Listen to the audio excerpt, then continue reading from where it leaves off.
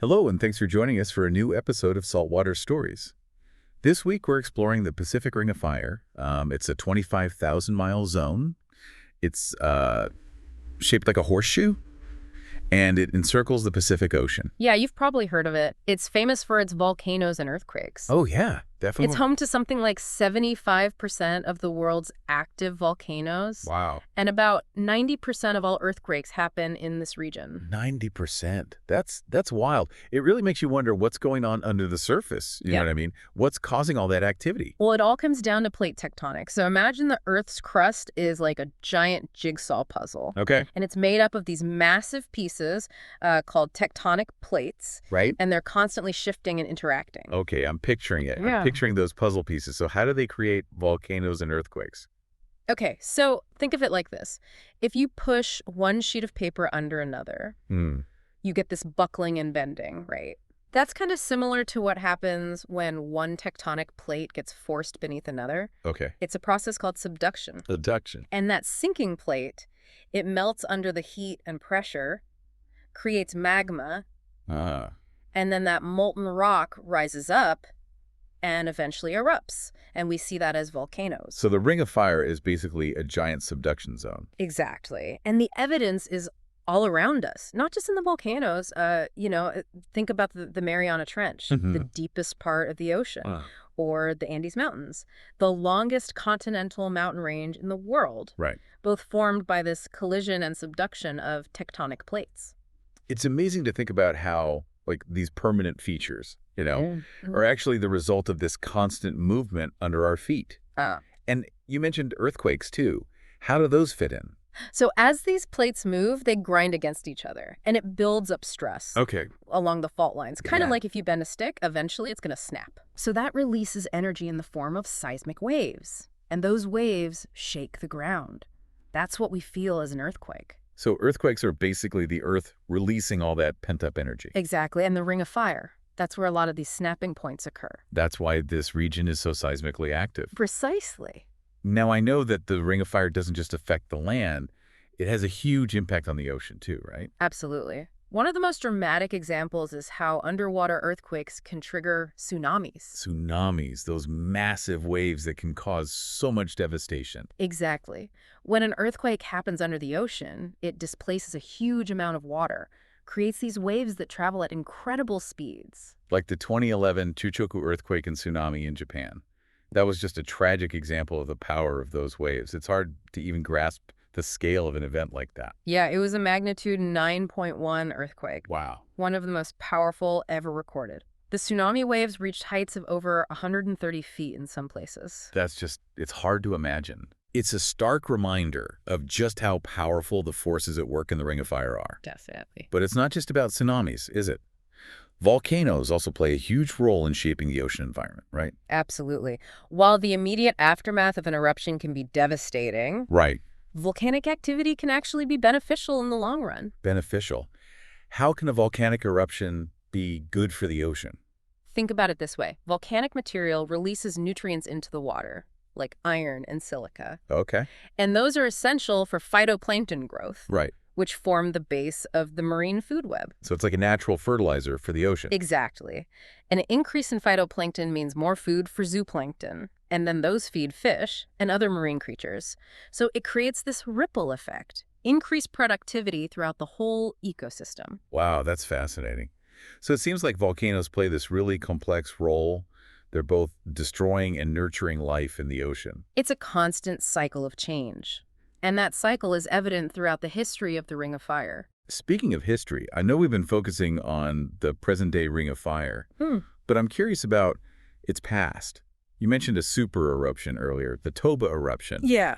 What can you tell us about that? Well, the Toba eruption happened about 74,000 years ago in present-day Sumatra. Okay. It is one of the largest volcanic eruptions ever recorded. Right. Released an estimated 2,800 cubic kilometers of material into the atmosphere. 2,800.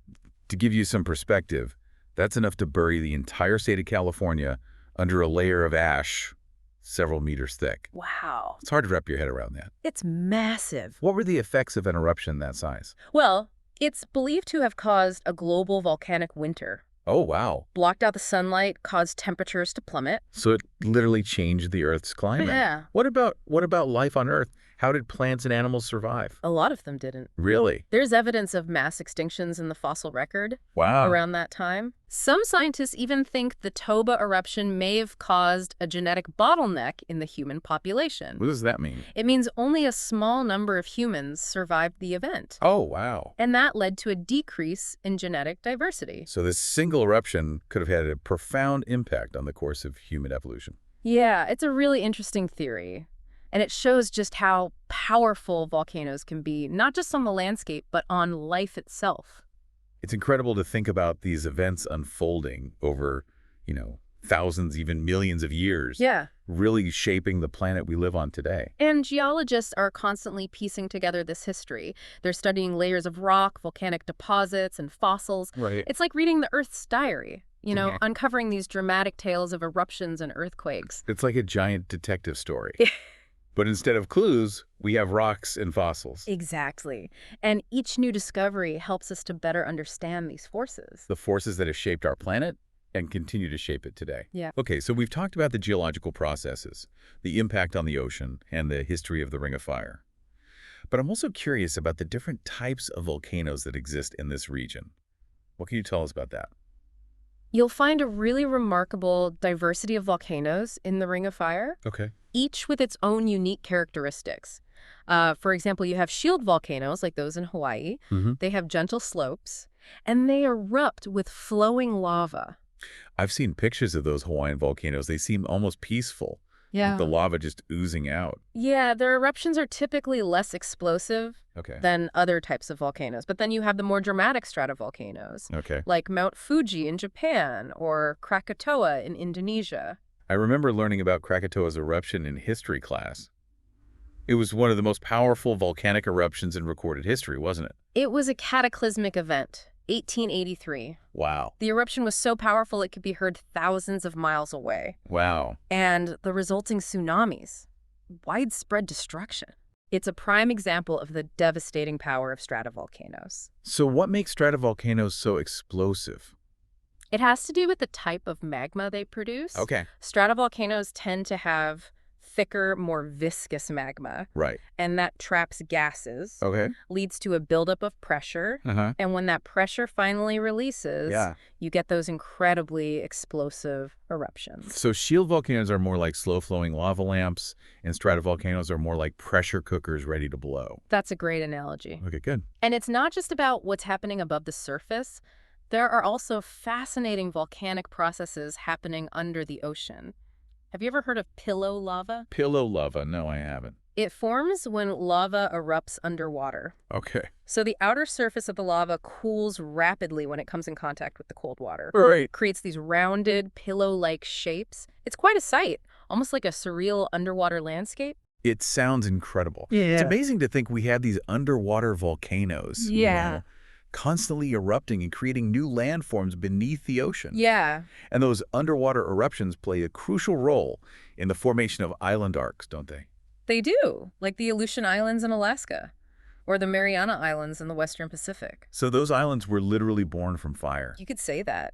Over millions of years, these underwater eruptions build up, layer upon layer of volcanic rock. Wow. Eventually, it emerges from the ocean as islands.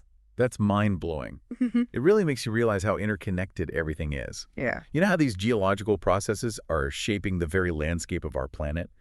But what about the creatures that live in these environments? Like particularly around those underwater volcanoes. Yeah. How do they cope with all that heat and activity? That's where we find some of the most remarkable life forms on Earth. Extremophiles. Extremophiles. I've heard that term before. What are they exactly? Extremophiles are organisms that thrive in conditions that would be lethal to most other life forms. Right. Extreme temperatures, high pressure, toxic chemicals, you name it.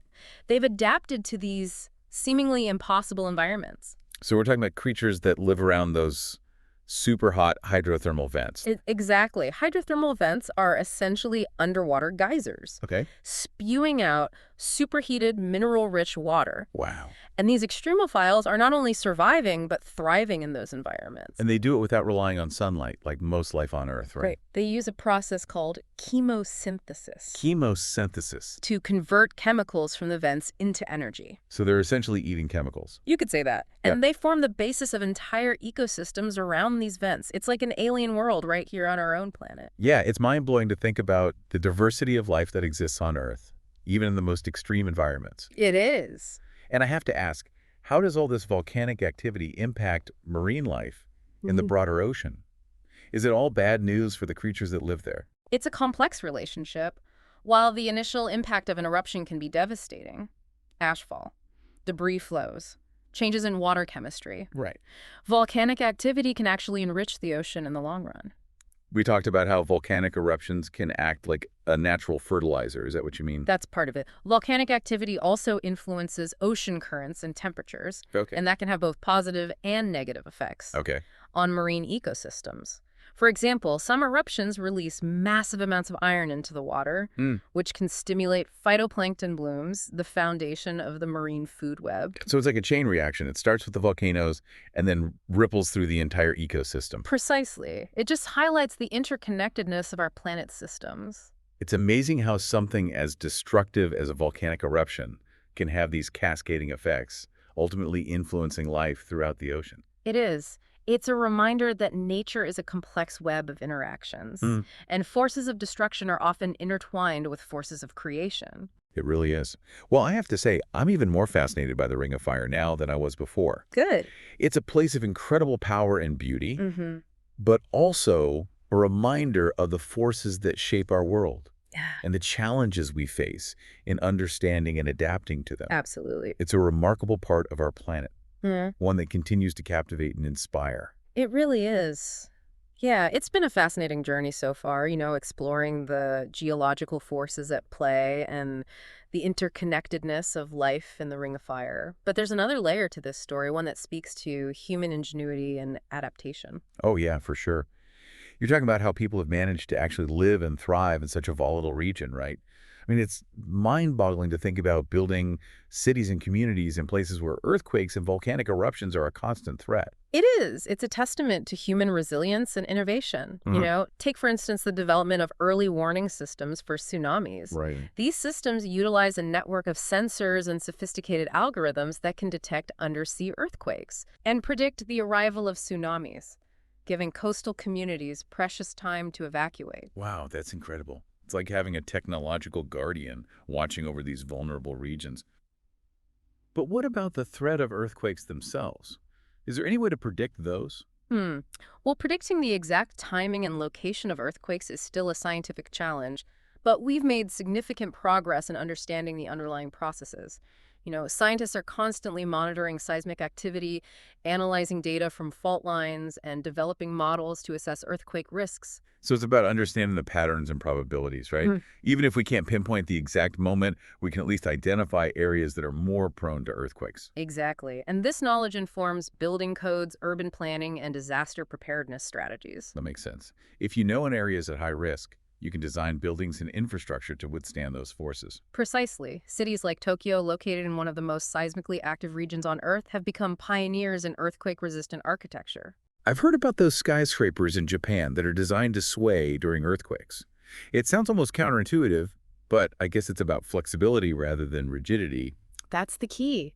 Instead of trying to resist the forces of an earthquake, these buildings are designed to absorb and dissipate the energy, minimizing damage. They even have these base isolation systems, giant shock absorbers that help to cushion the building from the ground shaking. It's amazing how engineers have turned this challenge into an opportunity for innovation. What other examples of adaptation have you come across in your research? Well, beyond the technological advancements, there's this fascinating interplay between culture and adaptation in the Ring of Fire. I'm all ears. How have cultural beliefs and practices shaped how people live with these natural hazards? For centuries, indigenous communities have observed and adapted to the rhythms of the earth. They've developed a deep understanding of the warning signs of eruptions and earthquakes, passing down this knowledge through generations. So it's a combination of traditional wisdom and modern science. Exactly. Take, for example, the people of Mount Merapi in Indonesia. Okay. They have a long history of living with this active volcano, and their traditional beliefs and practices are deeply intertwined with its eruptions. What kind of practices are we talking about? They have rituals and ceremonies associated with the volcano, ways of appeasing the spirits and seeking protection. But they also have practical knowledge about safe zones and evacuation routes, understanding the volcano's behavior patterns through careful observation over generations. So it's a holistic approach, combining spirituality with practical survival skills honed by centuries of experience. Precisely. And it's a reminder that there's often wisdom to be found in traditional knowledge. I think there's a growing recognition of that in the scientific community, too. Yeah. There's a lot we can learn from indigenous communities about living in harmony with nature, respecting its power, and adapting to its rhythms. I couldn't agree more. Their perspectives offer valuable insights into adaptation, resilience, and sustainable practices. Okay, so we've talked about technology, culture, and adaptation, but there's another aspect of the Ring of Fire that I find fascinating, its economic impact. Ah, yes. The Ring of Fire is not just a zone of natural hazards, it's also a region of immense economic potential. I'm curious to hear more about that. What are some of the key industries that thrive in this region? One of the most prominent is geothermal energy. The intense heat from volcanic activity can be harnessed to generate electricity, providing a clean and sustainable energy source. I've heard of geothermal power plants, but I don't fully understand how they work. Can you explain? It's actually quite simple in principle. Wells are drilled deep into the earth to tap into reservoirs of hot water or steam, which are then used to drive turbines and generate electricity.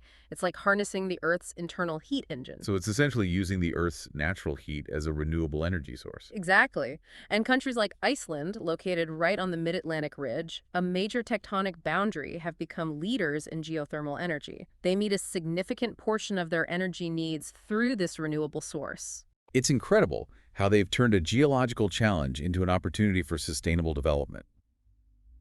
Are there other industries that benefit from the Ring of Fire's unique geology? Definitely. Mining is another major industry, as volcanic regions often have rich deposits of minerals and metals. Think about copper, gold, silver, even diamonds. These are all found in areas with volcanic activity. Makes sense. Wow. All that volcanic activity must bring up a lot of valuable resources from deep within the Earth. It's like nature's own treasure chest. And then, of course, there's tourism. Ah, yes. Volcanoes and other geological formations are huge tourist attractions, right? Absolutely. Think of places like Yellowstone National Park with its geysers and hot springs, Mount Fuji in Japan, or even Hawaii's volcanic landscapes. People are drawn to the beauty, the power, and the sheer spectacle of these environments. They draw millions of visitors each year, eager to witness the raw power of nature. It's a powerful reminder of the forces that shape our planet. And that tourism brings significant economic benefits to these regions, creating jobs and supporting local communities. It can be a driver of economic growth, especially for regions that might not have other abundant resources. But I imagine it also presents challenges, right? Managing tourism in a sustainable way, minimizing environmental impact, and ensuring safety are all important considerations. Definitely. It's a balancing act, finding ways to harness the economic potential of these environments without compromising their ecological integrity or putting visitors at risk. Well said. So we've got geothermal energy, mining, tourism, and then, of course, there's agriculture. Yes. Volcanic soil is incredibly fertile, rich in nutrients from the volcanic ash and rock. It's why you often find lush vegetation and productive farmland in volcanic regions. Makes sense. It's like a natural fertilizer, replenishing the soil with minerals and nutrients. Exactly. And it's why regions around volcanoes often have thriving agricultural communities producing a wide variety of crops. It's interesting to think about how these seemingly destructive forces can actually create conditions for life and prosperity. It's a reminder that there's a duality to the Ring of Fire. It's a source of both peril and opportunity, destruction, and creation. And it's a story that continues to unfold. As our understanding of Earth's systems evolves, and as climate change impacts our world in unprecedented ways, the Pacific Ring of Fire will continue to be a region of intense scientific and cultural interest. I couldn't agree more. It's a living laboratory, a place where we can study the past, monitor the present, and perhaps even glimpse into the future. Speaking of the future, I'm curious to hear your thoughts on what the future holds for the Ring of Fire. What are some of the key challenges and opportunities that lie ahead? Well, one of the most pressing challenges is, of course, climate change. We've talked about the potential link between climate change and tectonic activity. But I imagine there are other climate-related impacts to consider, right? Absolutely. Rising sea levels pose a significant threat to coastal communities in the Ring of Fire, especially those located in low-lying areas. As the oceans warm and expand and as glaciers and ice sheets melt, those rising waters are going to inundate coastlines, making them more vulnerable to storm surges and erosion. That's something we're seeing around the world, not just in the Ring of Fire. And for communities that are already vulnerable to tsunamis, those rising seas are going to exacerbate the problem. Exactly. It's a stark reminder of the interconnectedness of our planet's systems. We can't just address climate change in isolation. We need to consider its impacts on everything from sea levels to tectonic activity to weather patterns. And then there are the more localized impacts of climate change, like changes in rainfall patterns, which can lead to droughts or floods impacting agriculture and water resources. Well said, climate change is a threat multiplier, making existing problems worse and creating new challenges. And then, of course, there's the ongoing challenge of disaster preparedness. Absolutely. We've talked about early warning systems and earthquake-resistant architecture, but as populations grow and as climate change intensifies, we need to keep innovating and adapting. Investing in resilient infrastructure, strengthening community preparedness programs, and fostering international collaboration are all crucial for building a safer future. Couldn't agree more. We need to learn from past events, share knowledge and resources, and work together to develop strategies that can help communities withstand these powerful forces. It sounds like there's a lot of work to be done, but it also sounds like there's a lot of potential for innovation and collaboration. What are some of the exciting developments on the horizon? One area that I'm particularly excited about is the growing field of geospatial technology. Geospatial technology. I'm not familiar with that term. What is it? It's essentially the use of satellites, GPS, and other technologies to collect and analyze data about the Earth's surface. We can create detailed maps, monitor changes over time, and use this information to better understand the dynamics of the Ring of Fire. So like Google Maps, but on a much larger scale and with more scientific applications. Exactly. But it goes far beyond just mapping. Geospatial technology is being used to monitor volcanic activity, track tectonic plate movements, assess earthquake risks, and even predict the paths of tsunamis. Wow, that's incredible.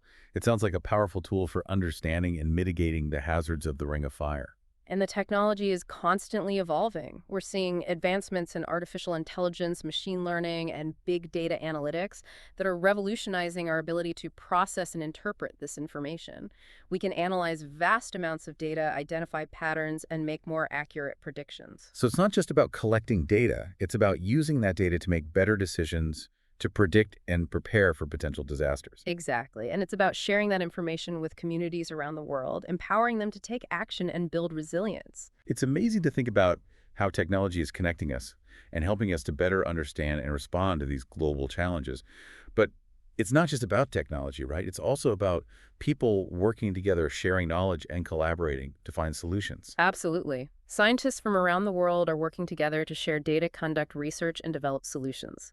The Ring of Fire is a global phenomenon, and it requires a global response. That makes sense. No one country can tackle these challenges alone.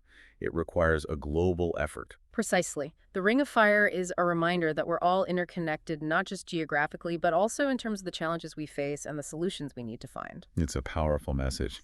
So we've got these amazing technological advancements. We've got growing international collaboration, and we've got this incredible spirit of resilience and innovation. It's an inspiring combination, and I'm optimistic about the future of the Ring of Fire despite the challenges. I believe that through science, technology, and collaboration, we can build a safer, more sustainable future for the millions of people who call this region home. That's a great note to end on.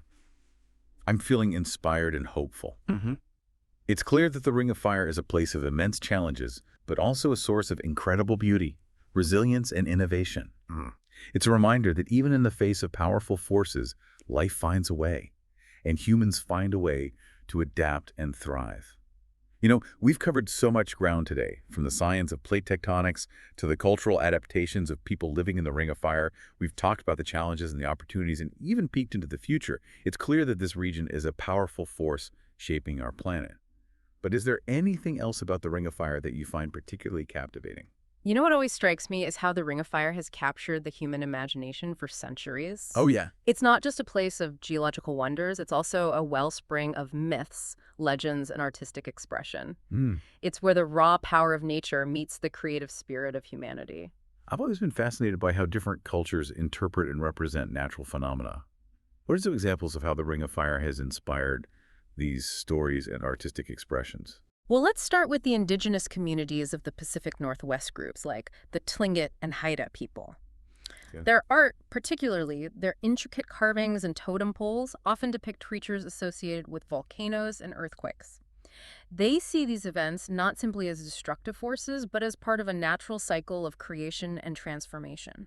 So these stories and artwork reflect a deep respect for the power of nature and a recognition of its role in shaping their world. Exactly. And then you have the Hawaiian legends of Pele, the goddess of fire and volcanoes, who is said to reside in the Kilauea volcano. Her fiery temper and her ability to both create and destroy landforms embody the duality of volcanic activity. It's like these stories give people a way to make sense of the unpredictable nature of volcanoes, to find meaning and purpose in these events that can be both awe-inspiring and terrifying. Precisely. And the inspiration isn't limited to ancient cultures. The Ring of Fire continues to inspire artists, writers, and filmmakers even today. Are there any modern examples that come to mind? Think about Edvard Munch's iconic painting, The Scream. Some art historians believe that the swirling red sky in the background was inspired by the vivid sunsets that followed the Krakatoa eruption in 1883. The ash and gases released into the atmosphere created these spectacular sunsets that were seen around the world. Wow, I never knew that. Yeah. That's a powerful example of how a natural event can ripple through culture and influence artistic expression. Yeah. Are there any other examples in literature or film? Absolutely. Jules Verne's classic novel, Journey to the Center of the Earth, features a journey through a volcanic crater in Iceland, a region very much part of the Ring of Fire. Right. The novel captures the sense of adventure and the mysteries hidden beneath the Earth's surface. And in film, countless disaster movies have drawn inspiration from the Ring of Fire's dramatic landscapes and powerful forces. It's amazing how the imagery and the power of these environments have captivated the human imagination for so long. It's a reminder that we're not just observers of these natural phenomena, we're also participants in the stories they inspire. And it's not just about the visual spectacle. The Ring of Fire also prompts us to think about our place in the universe. In what way? When we contemplate the sheer scale of tectonic forces, the immensity of volcanic eruptions, and the resilience of life in these extreme environments, it shifts our perspective. Yeah. It makes us realize just how small we are in the grand scheme of things, that we're part of something much larger than ourselves. It's a humbling experience, to say the least. Yeah. And it makes you appreciate the power and the mystery of the natural world. Exactly. And it's not just humbling, it can also be inspiring. The Ring of Fire, with its constant cycle of destruction and creation, reminds us of the incredible beauty and power of our planet and the mysteries that still remain to be explored. It seems like the Ring of Fire offers a unique lens through which we can view both the power of nature and the resilience of life.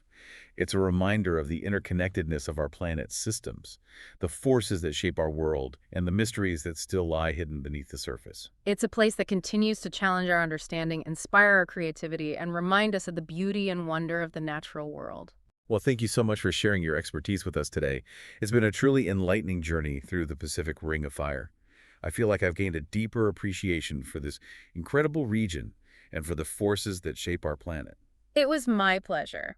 I'm always happy to share my passion for the Ring of Fire and to encourage others to explore and learn more about this fascinating part of our world. And to our listeners, thank you for joining us on this adventure. We hope you've enjoyed exploring the Pacific Ring of Fire with us. Until next time, keep exploring, keep learning, and keep those saltwater stories alive.